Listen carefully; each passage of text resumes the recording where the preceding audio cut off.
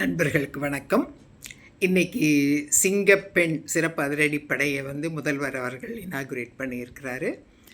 ரொம்ப ஒரு வரவேற்கத்தக்க சந்தோஷமான விஷயம். முதல்வருக்கு நமது பாராட்டுக்களும் நன்றிகளும். இப்போ இந்த சமயத்தில் இந்த சிறப்பு படை அப்படிங்கிறது என்னென்ன மாதிரியான ஃபேசட்ஸுக்கு இல்லாட்டி எந்தெந்த மாதிரியான உதவிகளுக்கு நம்ம அவங்கள அப்ரோச் பண்ணலாம் அப்படிங்கிறதுக்கு இன்னும் தெளிவான வரைமுறைகள் வரல. பட் கூடிய சீக்கிரம் வந்துடும் அப்படின்னு நம்ம நம்பலாம். ஆனால் பொதுவாக இது பெண்கள் சம்பந்தப்பட்ட பிரச்சனைகளுக்கு, பெண்களுக்கு ஏற்படக்கூடிய பிரச்சனைகளுக்கு பெண்கள் ஒரு அவசர உதவியாக உடனடியாக அவர்களை அணுகலாம் அப்படிங்கிறதுக்கான தான் இந்த சிங்கப்பெண் சிறப்பு அதிரடிப்படை அப்படின்னு சொல்லப்படுது. நிச்சயமாக இது நன்றாக செயல்படும்னு எனக்கு நம்பிக்கை இருக்குது. நிச்சயமாக பெண்களுக்கான பிரச்சனைகளுக்கு இது ஒரு முதல் படியாகவும் ஒரு முக்கியமான ஒரு ஃபஸ்ட்டு ஸ்டெப் இல்லாட்டி ஃபஸ்ட்டு ஹெல்ப்பாக ப்ரைமரி ஹெல்ப்பாக இது இருக்கும் அப்படிங்கிறதுல நமக்கு சந்தேகம் இல்லை. ஆனால் இது மட்டுமே போருமா அப்படிங்கிறது ஒரு மிகப்பெரிய கேள்வி. ஏன்னா நம்ம இப்போவும் பார்க்குறோம் நிறைய குற்றங்கள் பெண்கள் வன்முறை, ஏதாவது ஒரு பாலியல் வன்முறையோ இல்லை பாலியல் அத்துமீறல் என்ன இது மாதிரி பெண்களுக்கு எதிராக எந்த குற்றங்கள் நடந்தாலும் காவல்துறை கைது செய்கிறாங்க. ஆனால் அவர்களுக்கு உண்டான சட்டங்கள் அவர்களுக்கு உண்டான தண்டனைகள் நம்ம சட்டங்களில் போதுமான அளவு இல்லை அப்படிங்கிறது ரொம்ப ஆப்வியஸாக நம்ம இப்போ பார்க்குறோம். இப்போ கூட சமீபத்தில் +2 படித்த பொண்ணு ஒரு குழந்தைய பகல் நேரத்திலேயே ஒருத்தன் பாலியல் வன்முறை செய்து அவள் அந்த குழந்தையை கொன்னுட்டதையே நம்ம பார்த்தோம். இன்றைக்கி வந்துட்டுருக்கிறான் இந்த கார்த்திகை சம்திங் ஒரு பேர் வந்துட்டுருக்கு. இதில் என்னென்னா, இதே குற்றவாளி இதற்கு முன்னாலேயும் இதே மாதிரி பாலியல் குற்றங்கள் செய்திருக்கிறான். இது போக வேறு குற்றங்களும் செய்திருக்கான். கிட்டத்தட்ட 20 குற்றங்கள் அவனுக்கு எதிராக அவன் செய்திருக்கிறான். இது வரைக்கும் குற்றச்சாட்டுகள் இருக்குன்னு தெரியுது. அந்த பர்டிகுலர் டே கூட அவன் ஒரு போலீஸ் ஸ்டேஷனில் போய் கையெழுத்து போட்டுட்டு திரும்ப வரும்போது தான் இந்த தப்பை பண்ணியிருக்கான்னு தெரியுது. அப்போது நம்ம சட்டங்கள் இருந்து என்ன பிரயோஜனம் அப்படிங்கிற, இதனால் எந்த குற்றத்தையும் தவிர்க்க முடியலாங்கிறது தெரியுது. அதை விட ஏற்கனவே ஒரு பெண்ணை பாலியல் ரீதியாக வன்முறை செய்து அவளை கொலை செய்திருப்பாங்கிற குற்றச்சாட்டுக்கு ஆளான நபரை எந்த அடிப்படையில் நம்ம நீதித்துறை வெளியே விடுதுங்கிறது நமக்கு உண்மையிலேயே புரிய முடியாததாக இருக்குது. இதுதான் பிரச்சனைக்கு மெயினான காரணம். நம்ம சட்டங்கள் சரியாக இல்லை, சரியாக இயற்றப்படவில்லை அப்படிங்கிறது தான் இங்கே உள்ள பிரச்சனை. இவனை இவன் முதல் குற்றம் செய்யும் பொழுதே இவன் இந்த குற்றம் செய்வதற்கான குணம் உள்ளவன்னு தெரிஞ்சு இவனை சரியான முறையில் இவன் கண்காணிப்புக்கு உட்படுத்தப்பட்டிருந்தால், இரண்டாவதுல இது 3வது குற்றம் தெரியுது, இந்த 3வதாக இந்த குழந்தை உயிரை விட்டிருக்காது. அப்போ நம்ம சட்டங்கள் என்னதான் செய்யுது அப்படிங்கிறது, இதுதான் பிரச்சனை. போலீஸ் பிடிச்சு கொடுத்தாலும், காவல்துறை தனது கடமையை சரியாக செய்தாலும் நமது சட்டங்கள் சரியாக இருக்கிறதா அப்படிங்கிறது பெரிய கேள்விக்குறி. இது நம்ம நீதித்துறையில் இருக்கிறவங்களையோ நீதிபதிகளையோ நம்ம குறை சொல்ல முடியாது. அவங்க கிட்ட இருக்கிற சட்ட புத்தகத்தில் என்ன சொல்லப்பட்டிருக்குதோ, என்ன கைட்லைன்ஸ் கொடுத்துருக்குதோ அதை மட்டும்தான் செய்ய கடமைப்பட்டவங்க. அதனால் இந்த மாதிரியான குற்றங்கள் நடக்காமல் இருக்கணும்னா முக்கியமாக நீதித்துறையை சார்ந்தவர்கள், நீதிபதிகள், அதே மாதிரி சட்டத்தை இயற்றக்கூடிய நம்ம பார்லிமெண்டேரியன்ஸ், இவங்க எல்லாம் உட்கார்ந்து இன்னும் இந்த சட்டங்களை டைட்டன் பண்ணணும். சட்டம் டைட்டன் பண்ணணும் போது தண்டனைகளை மட்டுமே நம்ம குறிப்பிடலை. தண்டனைகள் நிச்சயமாக கடுமையாக்கப்படணும். அதைவிட என்னென்னா, இந்த தண்டனைக்கு முன்னாடி இருக்கிற இந்த பீரியடில் இவங்களுக்கு கொடுக்கப்படுற இந்த சலுகைகள், இந்த மாதிரியான சலுகைகள் தான் நிறைய குற்றங்களுக்கு, மற்ற குற்றங்களுக்கும், இன்னசென்ட் பீப்புள் இன்னும் நிறைய பேர் இவங்களால் பாதிக்கப்படுறதுக்கும் மெயினான காரணமாகுது. இந்த மாதிரி பாலியல் குற்றம் சாட்டப்பட்டவர்களுக்கு அட்லீஸ்ட் ஒரு எஃப்ஐஆர் ஃபைல் பண்ணி இது ஒரு பேசிக்காக ஒரு குற்றச்சாட்டுக்கு ஆதாரம் இருந்து எஃப்ஐஆர் ஃபைல் பண்ணப்பட்டால் குறைந்தபட்சம் அவங்க மேலே ஒரு குண்டர் சட்டமாவது போடணும். அதே மாதிரி குண்டர் சட்டம் இல்லாமல் அவங்கள வெளியில் பரோலில் விடுறதா இருந்தாலும் அவர்கள் தொடர்ந்த கண்காணிப்புக்கு உட்படுத்தப்பட வேண்டும். வெளிநாடுகளில் இதைத்தான் தொடர்ந்து செய்கிறாங்க. அதே மாதிரி ஒரு தடவை பாலியல் குற்றவாளின்னு தெரிஞ்சதுன்னா அவங்கள டேகிங்னு சொல்கிறாங்க. டேகிங்னா வேற ஒன்றும் இல்லை, அவங்க காலில் இல்லாட்டி கையில் ஒரு இதை போட்டு விட்டுறாங்க, ஒரு டேக் மாதிரி. நம்ம ஹாஸ்பிட்டல்ஸ்லாம் கையில் ரிஸ்ட்டில் ஒரு டேக் மாதிரி போடுறாங்க இல்லையா, அது மாதிரி. அந்த டேகை அவங்களால ரிமூவ் பண்ண முடியாது, அவங்களோட தான் இருக்கும் அது. இது ஒரு ஜிபிஎஸ் மாதிரி இவங்க எங்கே இருக்கிறாங்க அப்படிங்கிறத தொடர்ந்து வந்து அந்த சம்மந்தப்பட்ட போலீஸ் ஸ்டேஷனுக்கு இது இன்ஃபர்மேஷன் கொடுத்துட்ருக்கோம். அந்த பரோல் ஆஃபீஸர் ஒருத்தருக்கு அவருக்கு இன்ஃபர்மேஷன் போகும். அப்போ இவங்களுக்கும் தெரியும் தாங்கள் தொடர்ந்து கண்காணிக்கப்படுறோன்னு தெரியும் பொழுது இவங்க குற்றம் செய்வதற்கான வாய்ப்புகளும் குறைவாகுது. இந்த மாதிரி ஏதாவது ஒன்று அவங்கள ட்ராக் பண்ணுற, அவங்கள ஃபாலோ பண்ணக்கூடிய அந்த மாதிரியான ஒரு சிஸ்டம் கண்டிப்பாக நம்ம சமூகத்தில் வரணும். ஸோ தண்டனைகளும் கடுமையாக்கப்படணும் அப்படிங்கிறது ஒரு முக்கியமான விஷயம். சட்டங்கள் அதற்கு ஏற்றாப்புல மாற்றி அமைக்கப்படணும். தண்டனைனா கடைசியாக கொடுக்குற தண்டனையை நம்ம மீன் பண்ணலை, நடுவில் இருக்கிற அவங்களுக்கான வசதிகள், அந்த பரோல் ஃபெசிலிட்டிஸ், இதில் எல்லாத்துலேயும் ரெஸ்ட்ரிக்ஷன்ஸ் இருக்கணும் அப்படிங்கிறது. அதே மாதிரி தண்டனை காலங்கள்லையும் இவங்களெல்லாம் வந்து ஏதோ பெரிய விஐபி ட்ரீட்மெண்ட் மாதிரி, இன்றைக்கி ஜெயில்கள் எல்லாமே லக்ஸுரி ஹவுசஸ் மாதிரி ஆயிடுச்சு அப்படின்னு சொல்கிறாங்க. பெரும்பாலான குற்றவாளிகள் அவங்களுடைய வீட்டில் இருக்கிறத விட வசதியாக வந்து ஜெயிலில் வாழ்கிறாங்கன்றாங்க. நல்ல சுகாதாரமான சூழ்நிலை, வாரத்தில் 3 நாள் கறி சாப்பாடு, கறிக்கஞ்சின்னு சொல்கிறாங்க, கறி சாப்பாடு, நேரத்திற்கு சாப்பாடு, நேரத்துக்கு தூக்கம், நேரத்திற்கு உடற்பயிற்சி, புஸ்தகங்கள், டிவி எல்லாமே வந்து வசதியாக, வெளியில் அவங்க வீடுகளில் கூட அவங்களுக்கு இந்த வசதி கிடைக்கிறது இல்லைன்றாங்க. அதை விட வசதியாக வந்து அவங்க ஓய்வு எடுக்கிற மாதிரி தான் ஜெயிலுக்கு போயிட்டு வர்றாங்க. இது ஒரு முக்கியமான காரணம். இன்றைக்கி குற்றம் செய்வதற்கு குற்றவாளிகளுக்கு அச்சமே இல்லாமல் போனதற்கான காரணம் என்னென்னா, தமிழ்நாட்டில் சிறைகள் எல்லாமே ஒரு லக்ஸுரி ஹவுசஸ் மாதிரி ஆயிட்டது. இதுதான் முக்கியமான காரணம். யாருக்கும் அதனால் குற்றம் செய்கிறதுக்கு கவலையே இல்லை. ரெஸ்ட் எடுக்கிறாப்பில் ஜெயிலுக்கு போயிட்டு அவங்க வரப்போகிறாங்கன்னு நினைக்கிறாங்க. பாலியல் குற்றவாளிகளுக்காகவாவது அவர்களுக்கு ஜெயிலில் உள்ள அவங்க லிவிங் கண்டிஷன்ஸில் பேர் மினிமம் ஃபெசிலிட்டிஸ் தான் அவங்களுக்கு கொடுக்கப்படணும். இந்த ராயல் ட்ரீட்மெண்ட்டெல்லாம் அங்கே கொடுத்தன்னா அவங்க யாரும் எதை பற்றியும் கவலைப்பட போகிறதே கிடையாது. ஸோ இதுலேயும் வந்து அரசு கவனம் செலுத்தணும் அப்படின்னு நம்ம கேட்டுக்கிறோம்.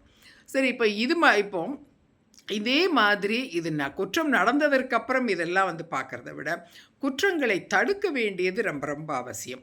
இந்த குற்றங்களை தடுக்கிறதுக்காக நம்ம வந்து ஏற்கனவே என்ன சொல்லிக்கிட்டு இருக்கிறோம் அப்படின்னா, இப்போ இல்லை, நம்ம பல காலமாக வந்து முக்கியமாக ஹெச்ஐவி எய்ட்ஸ் ஃபீல்டில் நாங்களாம் ரொம்ப நாளாக பேசின என்ன விஷயம்னா, இந்த பாலியல் சம்பந்தமான பாலுணர்வு சம்பந்தமான விஷயங்களை பற்றி ஜெண்டர் சென்சிட்டைசேஷன் அப்படின்னு சொல்லுவோம். அதாவது அந்த பாலுணர்வு அறிதல் அல்லது பாலுணர்வு புரிதல், இந்த இதை வந்து ஒவ்வொருத்தருக்கும் குழந்தைகளுக்கு வந்து பள்ளிக்கூடங்களே இதை வந்து சொல்லித்தரப்படணும்.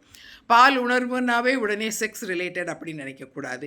நம்ம நம்ம ஆணுன்னு நினைக்கிறோமா, இல்லாட்டி பெண்ணுன்னு நம்மளை நினைக்கிறோமா, நம்ம என்ன ட்ரெஸ் போடணும்னு நினைக்கிறோம், இல்லை எதிராளி வந்து எப்படி இருக்கிறாங்க, அவங்கள ஆணுன்னு நினைக்கிறோமா பெண்ணுன்னு நினைக்கிறோமா, அவங்க என்ன உணர்வோடு இருப்பாங்கன்னு நம்ம நினைக்கிறோம். இப்படி ஒவ்வொன்றையும் நம்ம புரிஞ்சுக்கிறது தான் பாலுணர்வு புரிதல் அப்படின்னு சொல்கிறது. இப்போ சிம்பிளாக ஒன்று சொல்கிறதுன்னா, ஒருத்தருடைய உணர்வை புரிஞ்சுக்கணும், எதிராளி எடுப்பணும்னா, எதிராளி ஒரு பெண்ணுன்னு வச்சுக்குவோம். ஒரு ஆண் மேலே ஒரு கையை பிடிச்சி அவங்கள பிடிச்சி இந்த அப்படி உட்காருங்கன்னு சொன்னால் யாரும் அந்த ஆண் பெருசாக தப்பாக எடுத்துக்க போகிறதில்ல. இது ஒரு பெண்ணை, ஒரு ஆஃபீஸ்க்கு வர பொண்ணை இப்படி கையை பிடிச்சி இழுத்து உட்காருங்கன்னு சொன்னால் அந்த பெண் வேறு மாதிரி ஃபீல் பண்ணுவாங்க இல்லையா? அப்போது அவங்க ஜெண்டரில் அவங்களுடைய உணர்வு எப்படி இருக்கும் அப்படின்னு புரிஞ்சு நடந்துக்கிறது தான் வந்து அது பாலுணர்வு புரிதல். அதுக்கேற்றாப்புல தான் ஒருத்தர் நடந்துக்கணும். இந்த மாதிரி ஒவ்வொரு ஜெண்டரும் இது இப்போ பெண்களுக்கு எப்படி உணர்வாங்க அப்படிங்கிறத பற்றி ஆண்கள் புரிந்து கொள்வது மட்டுமில்லை, ஆண்களும் எப்படி நடந்துக்குவாங்க இல்லாட்டி எப்படி உணர்வாங்கன்னு பெண்களும் புரிந்து கொள்ள வேண்டும். அப்போ பரஸ்பரம் 2 பாலியலாளர்களும் அவர்கள் அடுத்த ஜெண்டரை பற்றி புரிஞ்சுக்கிறதுக்கான ஒரு ஒரு ஒரு ஒரு ஒரு வழி அவங்களுக்கு ஏற்படுத்தி கொடுக்கறது, ஒரு நாலேஜ் ஷேரிங் இருக்கிறது தான் வந்து ஜெண்டர் சென்சிட்டைசேஷன். இது ஸ்கூல்ஸ்லேயே நம்ம நடத்தணும் அப்படின்னு வந்து ரொம்ப நாளாக சொல்லிகிட்ருக்குறோம். இந்த ஜெண்டர் சென்சிட்டைசேஷன் ஆரம்ப காலங்கள்லாம் வந்து ஹெச்ஐவி எய்ட்ஸ் கிளப்பில், ரெட் ரிப்பன் கிளப்லலாம் கூட இதை வந்து பற்றி பேசிகிட்டு இருந்தாங்க. இந்த மாதிரி ஒருத்தர் அடுத்தவர்களுடைய உணர்வுகளை புரிந்து நடந்துக்கிடணும் அப்படிங்கிறத பற்றியெல்லாம் இதை ஸ்கூல்ஸ் லெவல்லே சொல்லித்தரணும். இதை விட இன்னொரு முக்கியமான விஷயம் இதில் என்னென்னா, பேரண்ட்ஸுக்கு நிச்சயமாக இந்த விஷயத்தில் பொறுப்பு கொடுக்கப்பட வேண்டும். ஒரு பாலியல் குற்றவாளி உருவாகிறான்னா அது வெறும் அந்த நிமிஷத்து அந்த உணர்வு மட்டும் இல்லை, பாலியல் உணர்வு மட்டும் கிடையாது. ஒரு பாலியல் குற்றவாளி அவர்கள் எப்படி வாழ்கிறாங்க, என்ன சூழ்நிலையில் அவர்கள் வளர்ந்துருக்கிறாங்க, அவர்களுடைய சூழ்நிலையில் எதிராளியை அல்லது இப்படி ஒரு ஆணுன்னு எடுத்துக்கிட்டால் ஒரு பெண்ணை பற்றிய எண்ணம் எப்படி இருக்குது, ஒரு பெண்ணை பற்றிய இவர்களுடைய அவுட்லுக் எப்படி இருக்குது அப்படிங்கிறத அந்த குடும்பமும் அவர்கள் சார்ந்திருக்கிற சமூகமும் அவர்கள் இருக்கிற அந்த ஊரும் அவர்கள் மதமும் இத்தனையும் முடிவு செய்து, நம்ம ஏனோ இதை பற்றி பேசுகிறதே கிடையாது, இது பேசுனா ரொம்ப அன்கம்ஃபர்டபுளான டாபிக் அப்படின்னு நினச்சிட்டு நம்ம இதை ஒதுக்கி தள்ளிக்கிட்டு இல்லாட்டி ஒதுங்கி போய்கிட்டே இருக்கிறோம். பிரச்சனை எதுன்னு பேசாமல் பிரச்சனைக்கான சொல்யூஷன்ஸை நம்ம எப்படி கண்டுபிடிக்க முடியும்? ஒரு வீட்டில் பொம்பளை தானடா, அதெல்லாம் நீ ஆம்பளை சிங்க, நீ என்ன வேணால் பண்ணலாண்டா அப்படின்னு சொல்லி வளர்க்கப்படுற குழந்தைகள் இன்றைக்கும் நம்ம பார்க்குறோம். அப்படி வர்ற குழந்தைகள் வெளியில் வந்து பெண்களை எப்படி மதிப்பாங்க, அவங்க பெண்கள்கிட்ட எப்படி நடந்துக்குவாங்க? இதற்கு யார் காரணம்? அந்த குடும்பம் காரணம். சரி, அந்த குடும்பம் ஏன் அப்படி பேசுது அப்படின்னா, அந்த குடும்பம் சார்ந்து இருக்கிற சமூகம் காரணம், இல்லை அந்த குடும்பம் சார்ந்து இருக்கிற அவங்க வாழ்கிற அந்த சுற்றுச்சூழல், இல்லாட்டி அந்த கிராமம்னு வச்சுக்கோ, கிராமமோ ஊரோ ஏதோ ஒன்று காரணம். இப்படி ஒவ்வொரு பாலியல் குற்றவாளிக்கு பின்னாலேயும் பெரும்பாலும் நாட் ஆல்வேஸ் பட் மோஸ்ட்லி அவங்க குடும்பம் இல்லாட்டி அவங்க வளர்ந்த சூழ்நிலை, அவர்களுடைய சமூகம், ஜாதி, மதம் எல்லாமே இதில் வந்து இன்வால்வ் ஆகிறாங்க. இவர்கள் எல்லோருக்கும் ஒரு மனிதனுடைய இந்த ஜெண்டர் அவுட்லுக் அப்படின்னு சொல்லப்படுற இந்த பாலுணர்வு, இந்த மற்ற பிற சமூகத்தில் இல்லாட்டி ஒரு ஆண் ஒரு பெண்ணை எப்படி பார்க்குறான் அப்படிங்கிறத ஷேப் பண்ணுற இல்லாட்டி அதை உருவாக்குற பங்கு இவங்க எல்லாருக்குமே இருக்குது. அப்போ இவன் செய்கிற தவறுக்கு இவங்கள் எல்லோரும் ஏதோ ஒரு வகையில் இவர்களும் காரணமாகறாங்க. இவர்களுக்கும் இந்த மாதிரி விஷயங்களில் கற்றுத்தரப்பட வேண்டியது வந்து மிக அவசியம். முக்கியமாக ஒரு பாலியல் குற்றவாளியாவது பண்ணிட்டா உடனடியாக அந்த பாலியல் குற்றவாளியின் குடும்பத்தினரை கூப்பிட்டு முதல்ல கவுன்சிலிங் கொடுக்கணும். அவங்களுக்கு கவுன்சிலிங் கொடுக்கணும். இப்படி ஒரு குழந்தை, இப்படி இந்த குடும்பத்தை இப்படியான உணர்வு உள்ளது இவர்களுக்கு ஏற்கனவே தெரியுமா, அப்படின்னா இதை தவிர்க்கிறதுக்கு இவங்க என்ன செய்தாங்க, இல்லை இன்னும் மற்ற குழந்தைகள் எந்த மாதிரியான அவுட்லுக்கில் இருக்கிறாங்க, அவங்க சமூகத்தில் என்ன மாதிரியான நிலைப்பாடு இருக்குங்கிறத கண்டிப்பாக வந்து இது தெரிஞ்சுக்கணும். ஒரு க்ரைம் நடக்குன்னா வெறும் இண்டிவிஜுவலை மட்டும் வந்து அசஸ் பண்ணி பிரயோஜனமே இல்லை. அந்த க்ரைம்னுடைய அந்த அந்த அந்த அந்த க்ரைம்னுடைய ப்ரொஃபைலும் தெரியணும், அந்த கிரிமினலினுடைய கம்ப்ளீட் ப்ரொஃபைலும் தெரிஞ்சுக்கிட்டா தான் நம்ம இனிமேல் வந்து வேறு ஏதாவது ஸ்ட்ராட்டஜிஸ் வந்து இதை கவுண்ட்ராக்ட் பண்ணுறதுக்கு, இந்த மாதிரி இதை டேக்கிள் பண்ணுறதுக்கான ஸ்ட்ராட்டஜிஸ் இல்லாட்டி மொடாலிட்டிஸை நம்ம டெவலப் பண்ணுறதுக்கு அது யூஸ்ஃபுல்லாக இருக்கும். இது ஏற்கனவே தெரிஞ்ச பல விஷயங்கள் இருக்குது, ஆனாலும் நம்ம அதை பேசுகிறதுக்கு கூச்சப்படுறதுனாலே, வருத்தப்படுறதுனாலும், எதுக்கு அப்படியெல்லாம் பேசினா, இல்லாட்டி இப்படி சொல்லுவோம், ஒரு குறிப்பிட்ட சமூகத்தில் பையனுக்கு இப்படித்தான் சொல்லி கொடுத்து வளர்க்குறாங்க அப்படின்னு சொன்னாவோ, இல்லாட்டி இந்த குறிப்பிட்ட சமூகத்தில் ஒரு பையன் டெய்லி சாயந்தரம் போய் எங்கேயாவது வாராவதியில் உட்காந்து 4 பசங்களோ 10 பசங்களோ உட்காந்து போகிற வர்ற பொண்ணுகளை எல்லாத்தையும் டாவ் அடிச்சுக்கிட்டு கிண்டல் அடிச்சுக்கிட்டு அவங்கள பற்றி தப்பாக பேசிக்கிட்டு இருப்பாங்க. ஆனால் வீட்டில் அப்பா அம்மா இதையெல்லாம் கண்டுக்கிடவே மாட்டாங்க. அப்படி ஒரு சமூகமெல்லாம் இருக்காங்க. இல்லை ஜாதி இருக்காங்க, அப்படியே சொல்லுமே, ஜாதி இருக்காங்க, இல்லாட்டி மதம் இருக்காங்க, இல்லாட்டி இப்படி ஒரு ஊரில் இப்படி வழக்கம் இருக்குது அப்படின்னு சொன்னால் சம்மந்தப்பட்டவங்களுக்கு உடனே ஐயோ அவங்க மனசு வருத்தப்படுமே அப்படின்னு நம்ம நினைக்கிறோம். அப்படின்னு நம்ம பொதுவாக சமூகம் நினைக்குது. ஆனால் குற்றவாளிகளுக்கு மனசு சங்கடப்படுமேன்னு நினைக்கிற இந்த சமூகம், குற்றமே செய்யாத அப்பாவி பெண்கள் எத்தனை பேர் இதனால் பாதிக்கப்படுறாங்கன்னு அதை பற்றி ஏன் கவலைப்பட மறுக்கிறது? ஏன்னா நம்ம சமூகமே அப்படித்தான் வந்து இன்றைக்கி இருக்கிற சமூகம் அப்படித்தான் இருக்குது. அதுவும் குறைந்த இந்த இந்த 30-40 வருஷங்களாக நாம் பார்க்குறது என்னென்னா, குற்றவாளிகளுக்கு ஆதரவாக திரள்றதுக்குன்னு ஒரு மிகப்பெரிய கூட்டமே இருக்குது. இப்போ அமைப்புகள் நிறையா இருக்குது, ஏன் கட்சிகளே இருக்குது, கட்சிகள் அமைப்புகள் நிறைய பேர் இருக்காங்க. அவங்க குற்றவாளிகளுக்கு மட்டும்தான் சப்போர்ட்டிவாக பேசுவாங்க. இன்னசென்ட் பீப்புளுக்கு, பாதிக்கப்பட்டவங்களுக்கு, விக்டிம்ஸ்க்கு சப்போர்ட்டிவாக இவங்க எதுவுமே பேச மாட்டாங்க, வாயே திறக்க மாட்டாங்க. ஆனால் குற்றவாளிகளுக்காக வந்து நிற்பாங்க, அவங்கள வெளியே விடணும்னு சொல்லுவாங்க. அவர்களை பற்றி எதுவுமே பேசப்படக்கூடாது, எந்த தகவலும் வெளியில் வந்துடக்கூடாது, அவங்க பின்னணியை பற்றியும் ஆராயக்கூடாது அப்படிங்கிறது தான் இருக்குது. இது கண்டிப்பாக பின்னணிகளும் ஆராயப்படணும். அப்படி பண்ணாதான் அப்போ ஏன்னா ஒரு வளர்ப்பு தான் வந்து முக்கிய பங்கு வகிக்குது ஒரு பெண்ணிட்ட ஒரு ஆண் எப்படி நடந்துக்கிறான் அப்படிங்கிறது. இப்போ நேற்று ஒரு குற்றம் நடந்திருக்குது. கணவன் மனைவி வெளியே போய்கிட்டு இருக்கும் பொழுது அந்த மனைவியை அந்த கணவன் முன்னாலேயே ரொம்ப மோசமாக வந்து இவங்க வந்து கமெண்ட் அடிச்சிருக்கிறாங்க. அந்த கணவன் வந்து அதுக்காக கண்டிச்சிருக்காரு. உடனே எல்லாரும் சேர்ந்து அந்த கணவனை அடிச்சிருக்கிறாங்க. அப்புறம் அந்த கணவர் போய் அவர் ஒரு குரூப்பை கூட்டிகிட்டு வந்து அப்புறம் 2 குரூப்புக்கு நடுவில் சண்டை கலவரமெல்லாம் ஆயிருக்கு. சென்னையில் இது நடந்திருக்குது. சரி, இப்படி ஒரு பெண்ணை கணவனோடு போகிற ஒரு பெண்ணை ஒரு 4-5 ஆண்கள் உட்கார்ந்து அசிங்கமாக பேசுவாங்கன்னா இது எப்பேற்பட்ட சமூகம்? இந்த சமூகம் இவ்வளவு மோசமாக போனதற்கு யார் காரணம்? இதுக்கு வெறும் போதைப் பொருள் மட்டும் காரணம்னு நம்ம கடந்து போயிட முடியாது. போதைப் பொருளே சிலது இதில் தான் வந்து முக்கியமாக வந்து பங்கு வகிக்குதுங்கிறத நம்ம மறுக்காட்டாலும் போதைப் பொருள் வழக்கத்திற்கும் சில காரணிகள் இருக்குங்கிறதையும் நம்ம வந்து அதை கடந்து போகக்கூடாது. அந்த உண்மையை அதற்கும் சில காரணிகள் இருக்கத்தான் செய்யுது. ரைட்டு. இப்போ போதைப் பொருள் இருக்கிறது யூஸ் பண்ணியிருக்காங்க பண்ணலாங்கிறத தாண்டி இப்படி ஒரு பெண்ணை வந்து ரோட்டில் போகிற ஒரு பெண்ணை இவ்வளவு இதுவாக உட்கார்ந்து பேசலாம் அப்படிங்கிற எண்ணம் இவர்களுக்கு எப்படி வருது? எங்கே இருந்து இவர்களுக்கு இந்த மாதிரியான எண்ணம் வருதுன்னா உண்மையிலே பண்ணப்போனால் அவர்கள் வளர்கிற சூழ்நிலைகள் தான் அதை வந்து டிக்டேட் பண்ணுது. ஏன்னா சில சூழ்நிலைகள் அதை வந்து ப்ரமோட் பண்ணுறது கிடையாது. நம்ம அதை வந்து ஓப்பனாக பார்க்குறோம். ஆனால் நம்ம பேசுகிறதுக்கு அதெல்லாம் பேச மாட்டோம். உடனே நம்ம டிஸ்கிரிமினேட் பண்ணுறோம் அப்படின்னு டிஸ்கிரிமினேட் பண்ணி உங்களுக்கு அதை சொல்கிறது ரொம்ப வருத்தமாக இருக்குதுன்னா அதால் பாதிக்கப்படுற பெண்களுடைய உணர்வு எவ்வளவு வருத்தப்படுதுங்கிறத பற்றி என்னைக்காவது கவலைப்பட்டிருக்கிறீங்களா?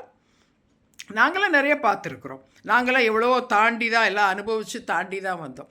தென் மாவட்டங்களில் இது ரொம்ப சர்வசாதாரணமாக நடக்கும். இப்போ வரைக்கும் நடக்குது. ஒரு பெண்ணை பார்க்கிற அவர்களுடைய பார்வை எல்லா இடங்கள்லையும் இருக்குது. நான் தென் மாவட்டங்களில் நான் நேரடியாக பார்த்ததுனால நான் தென் மாவட்டங்களில் சொல்கிறேன். இப்போ வரைக்கும் ஒரு பெண்ணை அவர்கள் பார்க்குற பார்வையே ஒரு பெண் என்பவள் அந்த குடும்பம் எல்லாமே ஆண்கள் பெண்கள் பெரியவங்க சின்னவங்க எல்லாருக்கும் எப்படின்னா ஒரு பெண் என்பவள் ஒரு ஆணுனுடைய வசதிக்காக அவனை வசதியாக வச்சுக்கிறதுக்காக அவனை சந்தோஷமாக வச்சுக்கிறதுக்காக உண்டாக்கப்பட்ட ஒரு போகப்பொருள், கொத்தடிமை போகப்பொருள் அப்படிங்கிற மாதிரி தான் பார்க்குறாங்க. அந்த பெண் எந்த பெண்ணை வேணாலும் அவன் பார்ப்பான். அது எந்த வயசு பெண்ணாக இருந்தாலும் எப்பேற்பட்ட பெண்ணாக இருந்தாலும் அவன் பெண்ணை பார்க்குற பார்வை மோசமாக தான் இருக்குது. நிறைய பேர் அப்படி இருக்கிறாங்க. பெண்ணை முதல்ல நிறைய முகத்தை பார்த்து பேசுகிற ஆண்களே இன்றைக்கி கொஞ்சம் பேர் இருக்காங்க. கொஞ்சம் பேர் தான் இருக்கிறாங்க. பெண்ணை பார்க்கும்போதே கழுத்துக்கு கீழே தான் பார்க்குறாங்க. எத்தனை பெண்கள் வந்து இதுக்கு எவ்வளோ தூரம் வந்து அன்கம்ஃபர்டபுளாக ஃபீல் பண்ணுறவங்க எத்தனை பேர் இருக்காங்க? இதுக்கு வந்து கேள்வி கேட்குறது எத்தனை பெண்கள் கேள்வி கேட்குறாங்க முடியும்னு நினைக்கிறீங்க? கேள்வி கேட்டாலும் பிரச்சனை வரும். கேட்காம இத்தனையும் அனுபவிச்சுட்டு அமைதியாக போனால் தான் வந்து பேசாமல் இருக்க முடியுது. ஏன்னா இந்த மாதிரியான ஆண்களினுடைய வளர்ப்பு சரியில்லை. பெண்களை அவர்கள் பார்க்கும் பார்வை சரியில்லை. இதற்கு முக்கியமான காரணம் அவர்களுடைய பெற்றோர்கள் சரியில்லைங்கிறதா, அது பெற்றோர்களுடைய வளர்ப்பு சரியில்லைங்கிறதா முக்கியமான காரணம். இந்த இஷ்யூவை நம்ம முக்கியமாக அட்ரஸ் பண்ணணும். ஒரு பெண்ணை மதிக்க சொல்லி ஒரு குடும்பம் சொல்லிக் கொடுத்து வளர்க்க வேண்டியது ரொம்ப அவசியம். இதற்கான அந்த புரிதலும் அந்த நாலேஜும் அந்த பேரண்ட்ஸுக்கு கொடுக்கப்படணும். அதே மாதிரி இனிமேல் வர்ற இளைஞர்களுக்கு ஸ்கூலில் சொல்லி கொடுக்குறோம், ஜெண்டர் சென்சிட்டைசேஷன் பண்ணுறோன்னா ஏற்கனவே வெளியில் வந்துட்டவங்க இருக்காங்களா, ஸ்கூலில் இல்லாதவங்க, இல்லை ஸ்கூலுக்கு வெளியில் இருக்கிற அந்த ஏஜை தாண்டிட்டவங்க, இல்லாட்டி ஸ்கூல் ஏஜ்லேயும் ஸ்கூலுக்கு வெளியே இருக்கிறவங்க, அவங்களெல்லாம் நம்ம எப்படி ரீச் பண்ண போகிறோம்? இதற்கும் நம்ம வந்து எல்லாருக்கும் இப்போ எல்லாரும் ஒன்று தொழிலாளர்களாக இருக்கிறாங்க. ஏதாவது ஒரு தொழிற்சாலைகளை தொழில் செய்கிறவங்க, இல்லாட்டி தொழிற்சாலைகளுக்கு வெளியில் அமைப்பு சாரா ஏதாவது தொழிலாளர்களாக இருக்கிறவங்கன்னு இவர்கள் எல்லோருக்கும் ஏதோ ஒரு இடத்துல இவங்க எல்லாரும் எப்போவாது இவங்க மீட் பண்ணத்தான் செய்கிறாங்க. தொழிற்சாலைகளில் எப்படி இருந்தாலும் மாதம் ஒரு தடவை மீட்டிங் இருக்குது, சங்கங்கள் இருக்குது, அதெல்லாம் இருக்குது. அமைப்பு சாரா தொழிலாளர்களுக்கும் சங்கங்கள் இருக்கத்தானே செய்யுது. எல்லா இடத்துலையும் வந்து ஏதோ ஒரு இடத்துல அங்கங்கே இருக்கிற ஆண்கள் ஏதோ ஒரு இடத்துல கூடுற இடங்கள் இருக்குது. எல்லாத்துக்கும் மேலே இன்னொரு முக்கியமான விஷயம் அரசியல் கட்சிகள். அரசியல் கட்சிகளும் சரி அதே மாதிரி. இப்போ முதல்ல இவங்களுக்கு சொல்லுவோம், இந்த மாதிரி தொழிலாளர்களுக்கு அவர்களுடைய கூட்டங்கள் அந்த மாதிரி நேரங்களில் இது போல் பாலியல் ரீதியான கைட்லைன்ஸு அவர்கள் எப்படி நடந்து கொள்ள வேண்டும் அப்படிங்கிறத பற்றியும் சட்டங்களை பற்றிய தெளிவான உணர்வும் அவர்களுக்கு ஏற்படுத்தப்பட வேண்டியது ரொம்ப ரொம்ப அவசியம். இந்த ஜெண்டர் சென்சிட்டைசேஷன்னு சொல்கிற பெண்களை நோக்கிய இவர்களின் பார்வை கௌரவமாகவும் கண்ணியமாகவும் இருக்க வேண்டும் அப்படிங்கிற இந்த அறிவுரை அவர்களுக்கு எடுத்து சொல்லப்பட வேண்டும். இதற்கே ரொம்ப யோசிக்கிறோம் நம்ம. இதை ரொம்ப செய்ய வேண்டியது ரொம்ப ரொம்ப அவசியம். இது தொழிலாளர்களுக்கு. இதே மாதிரி எல்லா இடங்கள்லையும் இவர்களுக்கு நம்ம இதை எடுத்து இந்த இதை செய்யாமல் உட்காந்து எல்லாம் ஒட்டுமொத்தவங்களை இது ஏதோ ஒருத்தர் பண்ணுறது 2 பேர் பண்ணுறது அப்படிங்கிறதெல்லாம் இல்லை. ஏன்னா இந்த ஒருத்தர் 2 பேர் சில பேர் பண்ணுறதெல்லாம் வன்முறை ஆகி அது மரணத்தில் முடிஞ்சு இந்த மாதிரி ஆகி அது கேஸ் ஆனால் தான் இதாகுது. ஆனால் ஒரு பெண் ஒவ்வொரு நாளும் வீட்டை விட்டு கீழே வெளியே இறங்கும் பொழுது ஒவ்வொரு நாளும் ஒரு பெண் எத்தனையோ இது மாதிரியான சூழ்நிலைகளை கடந்து தான் போயிட்டு வர வேண்டியது இருக்குது. இதற்கு அஞ்சியே பல பெண்கள் தங்களை சுற்றி ஒரு வட்டத்தை எழுப்பிக்கிட்டு இல்லாட்டி ஒரு சுவரை எழுப்பிக்கிட்டு அதற்குள்ளே வாழ விரும்புகிற பெண்கள், அந்த லிமிட்டேஷன்ஸோடு இருக்கிற பெண்கள் தான் இப்போ இன்றைக்கி நிறையா இருக்கிறாங்க. இந்த லிமிட்டேஷன்ஸை தாண்டியும் பெண்கள் ஒரு சுதந்திரமாக, ஒரு ஆணுக்கு கிடைக்கிற முழு சுதந்திரம் இல்லாட்டாலும் அதில் ஒரு பாதி சுதந்திரமாவது ஒரு பெண்ணுக்கு கிடைக்கணும்னா ஆண்களுடைய இந்த பாலியல் ரீதியான இந்த நடவடிக்கைகள் கட்டுப்படுத்தப்பட வேண்டும். சரி, இப்போ ஆண்களை பற்றி நம்ம பேசிட்டோம். இதில் பெண்களுக்கு உண்டான ரோல், அவங்க ரெஸ்பான்சிபிலிட்டி என்னங்கிறதே நம்ம இங்கே பேசணும். இதில் முக்கியமாக நம்ம பேச வேண்டிய விஷயம் என்ன அப்படின்னா, பெண்கள் பெரும்பாலும் அது பப்ளிக் பிளேஸ்லேயும் சரி, முக்கியமாக சினிமாவிலையும் சரி, இன்றைக்கி ரொம்ப ரொம்ப மோசமாக போயிட்டுது. சினிமாவிலையும் விளம்பரங்கள்லையும் இப்போ பொது இடங்கள்லேயும் கூட பெண்களினுடைய உடை ரொம்ப மோசமாக்கிட்டு வருது. இதில் நிறைய உடல் தோல் வெளிப்படுத்தப்படுகிறது. வெளிப்படையாக நம்ம பேசினா மார்பகங்களை எவ்வளவு முடியுமோ அந்த அளவுக்கு பெண்கள் வெளிப்படுத்துகிறாங்க. மார்பகங்களையும் சரி, உடம்பு முழுக்க நல்ல இறுக்கமான உடைகளை அணிந்து அது அப்படியேமோ உடம்பு துணி இருந்தாலும் இல்லாட்டாலும் அது ஷேப்பை தெளிவாக காமிக்கிற மாதிரியான உடைகளை இன்றைக்கி நிறையா போடுறாங்க. சினிமாவிலேயோ கேட்கவே வேண்டாம். ரொம்ப மோசமாக இன்றைக்கி உடை உடுத்தும் கலாச்சாரம் ரொம்ப மோசமாயிருச்சு. எல்லாருக்கும் போட்டியேமோ யார் எவ்வளவு கம்மியாக போடுவாங்க அப்படிங்கிறதுனால தான் இந்த மாதிரி வருது. இப்போ நாங்கள் ஹெச்ஐவி எய்ட்ஸ் ஃபீல்டில் இருக்கும் பொழுது நிறையா நேரங்களில் நான் நிறைய பேரை நாங்கள் பேட்டி எடுத்திருக்கோம். முக்கியமாக ஆண்களை பாலியல் ரீதியாக நடந்துக்கிற ஆண்கள், ஹெச்ஐவி ஆண்கள் ரெகுலராக சிவப்பு விளக்கு பகுதிகளுக்கு போகிற ஆண்கள், இவங்களையெல்லாம் நாங்கள் பேட்டி அவங்களுக்கு ட்ரீட்மெண்ட் கொடுக்கும் பொழுது அவங்கள்ட்ட அதை பற்றியெல்லாம் எது அவங்களை இப்படி தூண்டியது, அதே மாதிரி எப்படி பாதுகாப்பு இல்லாத இந்த நடவடிக்கைகளுக்கு அவங்க போனாங்கன்னு கேட்கும்போது அவங்க சொல்கிறதெல்லாம் இதுதான். நம்ம பேசிக்காக ஒரு பாயிண்ட் என்னென்னா, ஏதோ ஒரு வகையில் அவர்கள் பாலியல் ரீதியாக தூண்டப்படுகிறார்கள். ஆனால் எங்கே தூண்டப்பட்டார்களோ அந்த இடத்துல அவர்களுக்கு வடிகால் கிடைக்காது. இப்போ சிம்பிளாக சொல்கிறேன். இப்போ கரீனா கபூர் அப்படியே மார்பகங்களை க்ளோஸ்அப்பில் டிவி சினிமாவில் காமிக்கிறாங்க. மார்பகங்களும் இடுப்புன்னு ஏன் சொல்லணும், அவர் தொடையும் தொடைக்கு நடுவில் இருக்கிற பகுதியையும் க்ளோஸ்அப்பில் காமிச்சு, கரீனா கபூர் நான் தான் சில்லி சிக்கன் வா என்னை சாப்பிடவா அப்படின்னு குலுக்கி ஆடுறாங்க. இதை பார்க்குற ஆண் நிச்சயமாக அவன் தூண்டப்படுகிறான், பாலியல் ரீதியாக தூண்டப்படுகிறான். அவன் போய் கரீனா கபூரை தொட முடியாது. இப்போ கரீனா கபூருக்கு பதில் இந்த மாதிரிலாம் ஆடுறதுக்கு இன்னொரு ஸ்ரீதேவி பொண்ணு, அந்த பொண்ணு பேர் இன்னொரு ஜான்வி கபூர், அந்த மாதிரி இன்னும் இவங்கன்னு இல்லை, ஏகப்பட்ட பேர் இருக்கிறாங்க. இவர்களுடைய ஒரே வேலை ஆண்களுடைய பாலுணர்வை தூண்டுவது தான் சினிமாவில் இவங்க ஒரே வேலை. இப்போ கமலஹாசன் பொண்ணை பற்றி கூட ஒன்று சொன்னாங்க, அந்தம்மா ஒரு டான்ஸில் இப்படி தான் பண்ணியிருக்காங்கன்னு. ஒரு 50 ஆண்கள் சுற்றி எல்லா இடத்துலையும் அப்படி தான் நடக்குது. இப்போ ரொம்ப ரொம்ப மோசமாகிக்கிட்டு வருது இந்த சூழ்நிலைகள். உணர்வுகள் தூண்டப்பட்ட ஆண் யார் தூண்டினார்களோ அவர்கள்ட்ட அவனால் அந்த உணர்வுகளுக்கு வடிகால் தேட முடியாது. அப்போ அந்த ஆண் அடுத்தாப்பில் எங்கே ஈஸி ஆக்சஸ் இருக்குதோ, எங்கே ஈஸியாக முடியுமோ அந்த இடத்துக்கு போகிறான். இதுதான் பெரும்பாலான நேரத்தில் குழந்தைகள் பாலியல் ரீதியாக துன்புறுத்தப்படுவதற்கு முக்கியமான காரணம். இது நிறைய நேரங்களில் எல்லாருக்கும் தெரியும். இவங்களுக்கே அதுவும் ஹெச்ஐவி எய்ட்ஸ் ஃபீல்டில் இருக்கிறவங்க, இந்த மாதிரியான பாலியல் ரீதியான இந்த சர்க்கிளில் ஒர்க் பண்ணுற மருத்துவர்கள் பலருக்கும் இது தெரியும். பாலியல் ரீதியாக தூண்டப்படுற ஆண்கள்னால் அப்போ அந்த தூண்டிய பெண்களுக்கும் இதில் பொறுப்புணர்வு இருக்குங்கிறத நம்ம மறக்கக்கூடாது. சிம்பிளாக சொல்லணுன்னா, சினிமாவிலையும் இல்லை விளம்பரங்கள்லையும் நமக்கு காமிக்கிற பெண்கள் இன்னும் கொஞ்சம் கண்ணியத்தோடு உடை அணிய வேண்டும்.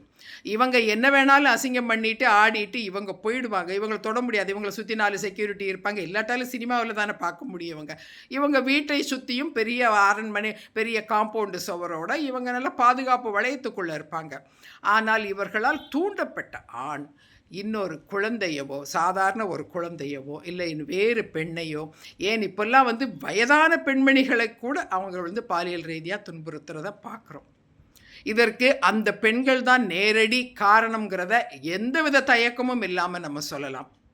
சினிமா துறையில் இருக்கிற பெண்கள் இன்னும் கண்ணியமாக நடந்து கொள்ள முயற்சிக்க வேண்டும் உடை விஷயத்தில். இதை நம்ம மிக மிக மிக அவசியமாக சொல்கிறேன். முக்கியம். அது மட்டும் இல்லாமல் இதை பற்றி பேச்சு வரும் பொழுதெல்லாம் நாங்கள் ஒன்று பார்க்குறோம். உடையை பற்றி, பெண்களுடைய உடையை பற்றி பேச வந்தாவே நான் பார்த்துருக்குறேன் டிவியில். அது முக்கியமாக ஒரு 4-5 பேர் வருவாங்க.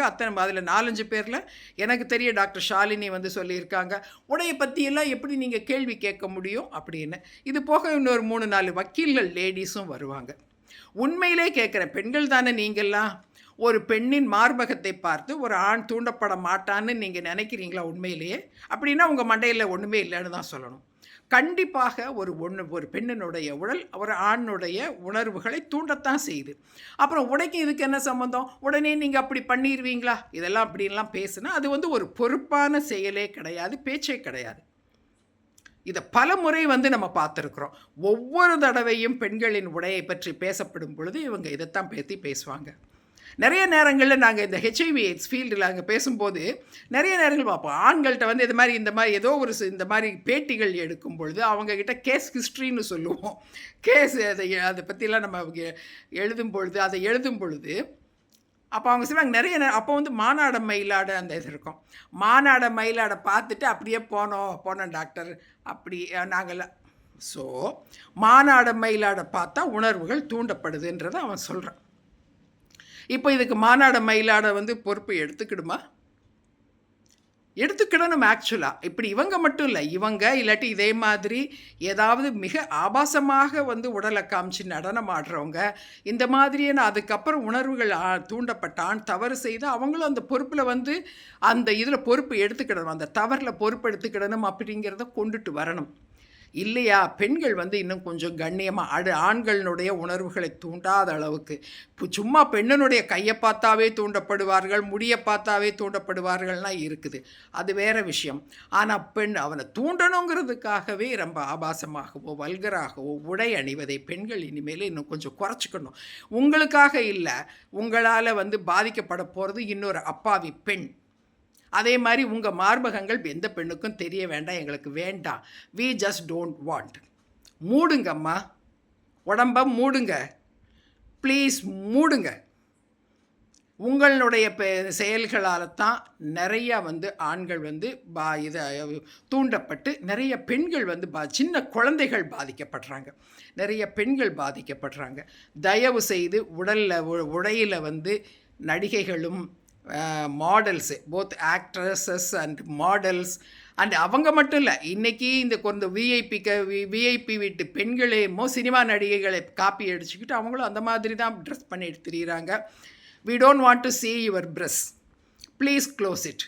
உங்களால் நிறைய அப்பாவி குழந்தைகளும் அப்பாவி பெண்களும் பாதிக்கப்படுகிறார்கள். அதனால் உங்கள் மார்பகங்களை உங்கள் உடம்பையும் கண்ணியமான முறையில் மூடி வைங்க. கொஞ்சம் உங்களை பர்தா போட்டுக்கங்கன்னெலாம் சொல்லவே இல்லை நாங்கள். ஆனால் குறைந்த அளவு உணர்வுகளை தூண்டுற மாதிரியான உடைகளை அணியாமல் கண்ணியமாக இருந்தால் நாட்டில் பெண்களுக்கு எதிராக, முக்கியமாக குழந்தைகளுக்கு எதிராக நடக்கும் பாலியல் வன்முறைகள் நிச்சயமாக குறையும். அதனால் தயவு செய்து உடை விஷயத்தில் கண்ணியத்தை கடைபிடிக்கவும். ஸோ இதற்கு வந்து அரசும் வந்து இப்போது எக்ஸிபிஷன்ஸ் ஆண்கள் இதே மாதிரி அவர்களுடைய நம்ம தொடையவோ இல்லாட்டி அவர்களுடைய ஆண் உறுப்பு இதையெல்லாம் பப்ளிக்கில் எக்ஸிபிட் பண்ணால் எக்ஸிபிஷனிசம் அப்படிங்கிற கிளாஸில் அவர்களுக்கு தண்டனை வழங்கப்படுகிறது. அது ஒரு பாலியல் வக்கரமாக கருதப்பட்டு அதற்கு ஒரு தண்டனை வழங்கப்படுகிறது. ஆனால் பெண்கள் எவ்வளவு வேணும்னாலும் உடம்பை காமிக்கலாம் பப்ளிக்கில் அப்படிங்கிறது வந்து இப்போ ஒரு நாம் மாதிரி ஆயிடுச்சு. என்ன வேணாலும் காமிக்கிறாங்க, அதில் ஒன்றுமே மிச்சம் தெரியறதுல ஆல்மோஸ்ட் எல்லாம் காமிக்குது. குறைந்தபட்ச அளவு நிப்பில் மட்டும் கவர் பண்ணிக்கிறாங்க, கீழேயும் அதே மாதிரி ஒரு சின்ன ட்ரையாங்கிள் அளவுக்கு தான் மறைக்கிறாங்க, பாக்கி அவ்வளவும் காமிக்கிறாங்க. ஆனால் இது எக்ஸிபிஷனத்தில் வரல. ஏன் நம்ம சட்டங்கள் இவ்வளவு லாக்ஸாக இருக்குது? பிறருடைய உணர்வுகளை வந்து தூண்டுற மாதிரி இருக்கிறது. அதே மாதிரி பிற பெண்களுக்கும் அது கொஞ்சம் அன்கம்ஃபர்டபுளாக உண்டாக்கக்கூடிய இந்த மாதிரியான உடை அலையும் கலாச்சாரத்திற்கு நிச்சயமாக ஒரு கட்டுப்பாடு கொண்டு வர்றதற்கு நம்ம சட்டங்கள் வந்து இனிமேல் புது சட்டங்கள் வந்து பண்ணணும். இல்லை ஆண்களுக்கு இன்றைக்கி இருக்கிறதே எக்ஸிபிஷனிசம் அப்படிங்கிற இதே கேட்டகரியில் அவர்களும் அதே விஷயத்தில் புக் பண்ணப்படணும். இதற்கு வேண்டிய ஆவணம் செய்ய வேண்டுங்கிறது அது வந்து நீதித்துறை அல்லது சட்டத்துறையினுடைய கடமைன்னு தான் நம்ம நினைக்கிறோம். ஸோ இது மாதிரி வந்து கிரிமினல்ஸ் இதே மாதிரி இந்த க்ரைம் அண்ட் கிரிமினல்ஸினுடைய ப்ரொஃபைல் வந்து கண்டிப்பாக எடுக்கப்படணும். இது வெறுமனே ஒரு தண்டனைகள் மட்டும் கொடுத்து இவர்களுடைய வந்து நம்ம பண்ண முடியாது. ஏன்னா தண்டனைகள் குற்றம் நடந்ததற்கப்புறம் வந்து வழங்கப்படுறது. குற்றங்களை தடுக்கணும்னா இவர்களுக்கு ஒரு பாலியல் குற்றவாளிக்கு அவர்கள் வளர்க்கப்படுற விதத்திலே வந்து நம்ம மாற்றங்கள் கொண்டு வரணும். அதற்கு குடும்பம் பொறுப்பேற்கணும், அவர்களுடைய ஜாதி சமூகம் பொறுப்பேற்கணும், ஜாதி தலைவர்கள் அவர்களுடைய மக்களுக்கு தகுந்த பெண்களை எப்படி நடத்த வேண்டும் அப்படிங்கிறத பற்றி தகுந்த வழிகாட்டுதல்களை அவர்களுடைய மக்களுக்கு அளிக்கணும். அரசியல் தலைவர்கள் அவர்களுடைய கட்சியைச் சேர்ந்தவர்களுக்கு பெண்கள் விஷயத்தில் ஒவ்வொருத்தரும் எப்படி கண்ணியமாக நடந்துக்கிடணும் அப்படிங்கிறத அவர்கள் சொல்லித்தர வேண்டும். இதெல்லாம் அதே மாதிரி மத தலைவர்களும் எல்லோரும் பெண்களை மதிக்கணுங்கிறத சொல்லிக் கொடுங்க. இன்னும் வந்து சாதாரண இதில் மத ரீதியாக நிறைய விஷயங்கள் பேசலாம், வேண்டாம். அது ஆரம்பித்தோன்னா பெரிய இதில் போகும், ரைட்டு. ஆனால் மத ரீதியாகவும் ஒவ்வொரு மத தலைவரும் எல்லா மத தலைவர்களும் பெண்களை எப்படி மதிக்கணும் மற்றவர்கள் அப்படிங்கிறத அவர்களுடைய மதத்தை சேர்ந்த ஆண்களுக்கு முதல்ல கற்பித்து கொடுக்க வேண்டும். இத்தனையும் சேர்ந்து நடந்தால் தான் ஒரு சமூகத்தில் ஒரு விழிப்புணர்வு, ஒரு மன மாற்றம் ஏற்படும். அதன் மூலமாக மட்டும்தான் இந்த மாதிரியான குற்றங்களை நம்ம தடுக்க முடியும். இதற்கு ஆவணம் செய்யணும். வெறும் போலீஸ் மட்டும் இருக்கிறதுனால இந்த குற்றங்களை நம்ம தடுத்துட முடியாது. இந்த குற்றங்களுக்கான தண்டனை வேணால் கிடைக்குமே தவிர பாதிக்கப்படுறதை வந்து நம்ம தடுக்க முடியாது. பாதிக்கப்படுறத தடுக்கணும்னா கம்ப்ளீட்டாக ஒரு சோஷியல் அவேர்னஸை நம்ம க்ரியேட் பண்ணணும். ஆல் அரவுண்ட் த ஸ்பியர், எல்லா சமூகத்தின் எல்லா அங்கங்களில் உள்ளவர்களுக்கும் அந்த அந்த அந்த விழிப்புணர்வு ஏற்படுத்தப்படணும். எல்லோரும் அந்த பொறுப்பையும் எடுத்துக்கிடணும். அப்போ தான் இந்த பிரச்சனைக்கு ஒரு முற்றுப்புள்ளி வைக்க முடியும். பாய்.